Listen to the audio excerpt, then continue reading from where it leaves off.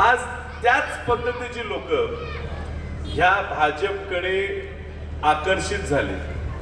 आम्हाला वाटत होतं की भाजप एवढा मोठा पक्ष आहे, देशात नाही जगात सगळ्यात मोठा पक्ष म्हणून ते सगळ्यांकडे आज सांगत फिरतात, मग अशी लोक ते जवळ करणार नाही। आपल्याला वाटत होतं की काही चांगले चेहरे देतील, काही तरुण लोकांना संधी देतील, विकास करणाऱ्या लोकांना संधी देतील, गरीब व्यक्तीला संधी देतील, गुंडांना थारा देणार नाही, दंडुकशाही करणाऱ्या लोकांना थारा देणार नाही। मात्र झालं उलट। अशी परिस्थिती आज या महापालिकेत झालेली आहे की ही जी काही धेंड आहे जुनी, ती ह्या भाजपच्या नेतृत्वाला ब्लॅकमेल करतात आणि सांगतात आमचा प्रभाग पूर्ण आम्हाला सोडा, मुलाखतीला सुद्धा आम्ही येणार नाही, चारीच्या चारी उमेदवार आम्ही जे म्हणून तेच द्यायचे।